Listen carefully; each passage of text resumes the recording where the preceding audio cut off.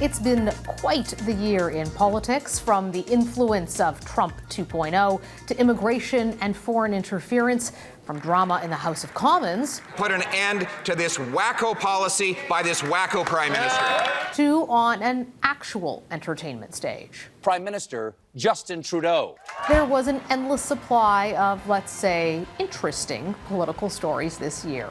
As we head toward the new year, it's time to look back at the highlights and maybe the lowlights, too, of politics of this past year, and to try to predict what to expect in 2025. Joining us now to do just that are Stephanie Levitz from the Globe and Mail and David Akin, my colleague from Global News, who is, of course, our chief political correspondent. Welcome to both of you. Hello. Good to see you. It has been a crazy year. And no signs of that slowing down, especially when we look at the situation between Canada and the U.S. We'll get into that in just a moment. But Steph, I want to start with you. When you look at this year, what jumps out to you? The stability of instability is, I think, what I would go with. Is that, you had a year that began with the Liberal government, thanks to its agreement with the New Democrats, being all but assured that it was going to continue to govern until October of 2025, so next year, the federal election. But at the same time, what you saw was that the Liberals unable to gain any ground in popular opinion. And they just kept trying. They kept trying to use the stability of their instability, right, as a minority government to make gains, to change narratives, to funnel money, to switch the cabinet, They just kept trying and nothing stuck. And we remained as unstable as we ever were, especially after the New Democrats pulled their support for that agreement. And now you have a situation where everything feels very unstable, but with no forward movement that looks like it's going to change that dialogue going into 2025. David, what do you see in that? That's such a great way of putting it. This consistent instability and the NDP's threats, but they're not taking action. Are we going to see an election? I'm still on team fall 2025 because the calculus is just nobody wins. There's an election, early election, other than the Conservatives, and they win by such a monster majority. The NDP knows they're hanging with the Liberals. The NDP, though, I mean, they get credit or the blame. The NDP can say at the end of the year, look, we got a lot done. Pharmacare, dental care, we have this GST holiday. But for the NDP, we certainly would have been in an election this year. So they're the ones to blame or thank for this, I like that phrase, this stable instability. So I think they've been the perhaps the not very heralded star of the political show around here. We often focus on the Trudeau versus Poilievre, and that's why increasingly you do see the Conservatives, they're taking a strip out of Singh, insulting him about his pension, that he's only in it for himself, and there's a good reason for that. They're incredibly frustrated that they're not in the government yet, that they're going to have to wait another 10, 11 months. I feel like that constant instability has changed the way that we've talked about a lot of topics in Canada radically from a year ago. I'll think about, for example, the commitment to defense spending, the way that we talk about immigration and whether that is something that's being done well or poorly in this country.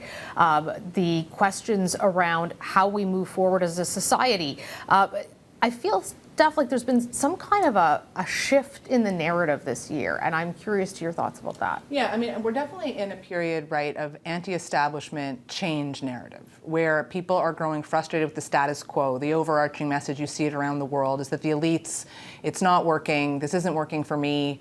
It's not, that narrative, people call it populism, and that populism always takes on a negative connotation, and I don't think it's that. I think it's anger at that things don't seem to be getting better for me. And I'm going to look for someone to blame for that. And that person I'm going to look for, thankfully, actually, we might say, is the government, right? It's not immigrants. We're not in that sort of xenophobic conversation about immigration.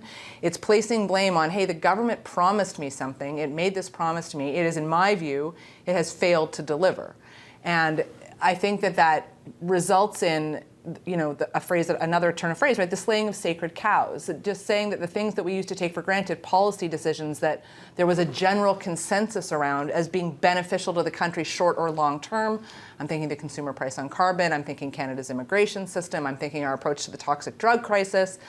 Has been seen as those policies have borne out for one reason or the other. People are willing now to take a harder look at them and say, I'm not sure that actually does what you said it was going to do. And when it's not doing what you said it was going to do, then you start getting angry. And it's not a question of whether or not the policy was right or wrong. right? I mean, there are people who will argue consumer price on carbon, you need that to play out over years to make a meaningful difference on carbon emissions in this country. But people are saying, hey, you promised me something, and in our quick fix economy where you can get the thing you want off Amazon in 12 hours or less. Yeah. DoorDash me a house, please. Exactly yeah, that. Sure. Nobody's got patience anymore for policy to play out. I think that manifests itself in the provincial elections we saw. Remember, it's a remarkable year for provincial elections for them. And the constant theme in all of them, well, one constant theme was the Conservatives in each province tried to put Justin Trudeau on their opponent's ballot because he's so unpopular. But angry voters wanting something to fix. And so, you know, in Saskatchewan, the Saskatchewan Party won their 5th majority in a row. That's incredible, 5 majorities, and yet the New Democrats, the opposition, more than doubled their seats, and they gave the Saskatchewan Party a haircut. The first time ever the Saskatchewan Party has ever lost a seat. They've never, ever, don't know if you knew that. In BC, same thing. Incumbent wins but takes a haircut. In Nova Scotia, only one to buck the trend, but again, I think Tim Houston, the premier there, recognizing angry voters, made sure that they managed that, and that was, I talked to folks in that campaign.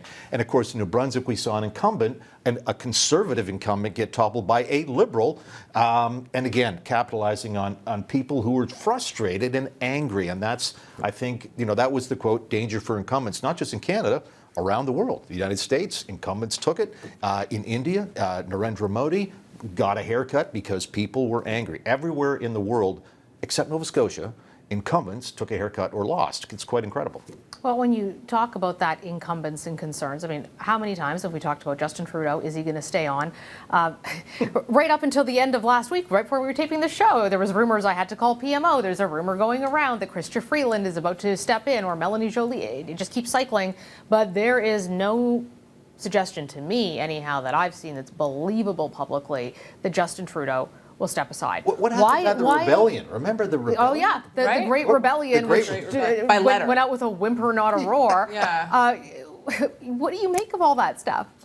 You know what? I mean, I guess maybe we're beating this point a little bit too hard, but anger, right? Anger and frustration. We are not getting anything done. We are not moving ahead in the polls. We are not seemingly dominating the narrative from folks in that caucus. Why is he staying? So the interesting thing, about Justin Trudeau is probably the three of us could pontificate on this 18 ways to Sunday, but I think the thing we've also all heard with Justin Trudeau is that he is a closely guarded man. He will make a decision that he believes is the best for him. It's not, governance by committee, I think, on this particular point. And there is a degree, and you can see it in some of the fighting, you can see it in some of the energy here, that this is becoming a version of what happened in 2015 with Stephen Harper, who was like, I will not let this upstart young punk Justin Trudeau come along and eat my lunch. But in that 2015, I think if you talk to some of the people in the back room, Harper's back room, which are some of the people right now in Poilievre's back room, they were they knew that Trudeau was the anointed one, that he was going to lose, and we're giving it the old college try. I got that sense from Harper, that there was an inevitability to, Trudeau's going to win this. Yeah. But weirdly, yes, Trudeau thinks he can pull this off, that he can resurrect his own fortune and his party's fortune, and his rationality. We've heard it in some interviews where he sort of says, I'm not wrong on the policies. Everybody agrees with my policies. It just maybe I'm a little unpopular. And there's a bunch of blue liberals who, the ones I've heard, think if there is going to be a change, it would be a guy like Champagne. Francois-Philippe Champagne, the innovation minister. They like his pro-business approach. They think he'd do well in Ontario. They don't want Mark Carney. Mark Carney's more woke than Justin Trudeau in the view of these rebel blue liberals. I think Trudeau is leading his team off the cliff in the fall, and we can all, the headline from the next election will be, upset one way or the other. Yeah, no matter what, it's going to be a bit of a surprise. Speaking of upsets, of course, Donald Trump, which is always just kind of one upset after another.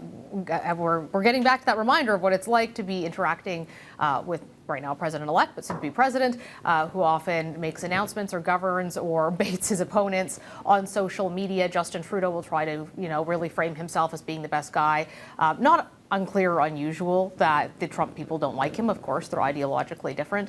But Steph, where do you see the challenges here going? Do you think we're really going to see the 25% tariffs? And does that hurt or help Trudeau? It's a good question. I mean, I think there's a countdown clock running on those tariffs, right, which is Inauguration Day in January, and the Liberal government, of course, putting on a full court press to try and figure out a way to convince Justin Trudeau, to convince Donald Trump not to levy those tariffs. Full court press, that's what they say. There are others who say they're not doing hardly enough, which is evidenced in the response from the premiers, right? And that when you have Doug Ford threatening to, I'm not sending you booze and I'm cutting off your electricity, and Daniel Smith is manning the border, when isn't the border a federal responsibility? Yeah, we're not sure how that's going to work. Yeah, it's a bit of an incoherent national strategy we're dealing with at this point. What Justin Trudeau chooses to do there, the challenge with Donald Trump, of course, is that will it be enough, right? What are you exactly asking for from us, Mr. Trump? If you would like to see, the relative pittance of fentanyl that we actually caught at the border decreased by what? 20%? What's the metric by which we can say, we did what you asked, please don't do this to us? But even when you say that, right, doesn't that sound awfully weak? Doesn't it sound like, and is that the dynamic we want to set up? Do you antagonize him instead? Is the strong man thing a better routine? I kind of liked what Ford did last week, where he said, I hate to do this, you're our best friend, but you push me into the corner, man, I'm going to punch you right back as hard as you can.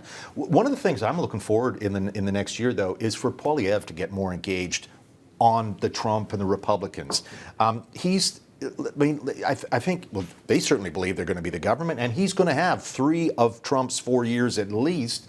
And I know we can only have one president at a time and one prime minister at a time, but there's got to be ways for Poilievre to get more engaged. Poilievre is on the record saying that if those tariffs, he would hit back with retaliatory tariffs. He would be just as, he says, I'll be tougher than Trudeau to Trump. Well, let's see him engage.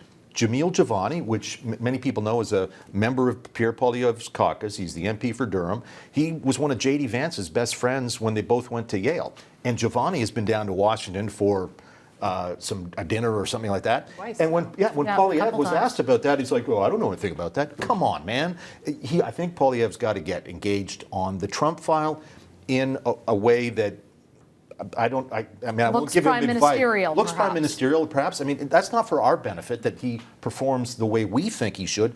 It's so that we can, it's a Canada thing. And he sort of said a bit of that when he came out of that meeting that all the leaders had with Trudeau. I understand inside the meeting he was Mr. Sloganeering again. But anyways, I think that's the thing I'm looking forward in the new year is more engagement from Poilievre on the Trump file. Well, we will keep a close eye on it. I'm sure we'll be covering it frequently with both of you. Thanks so much for joining us, and happy holidays. Happy New Year. Happy holidays.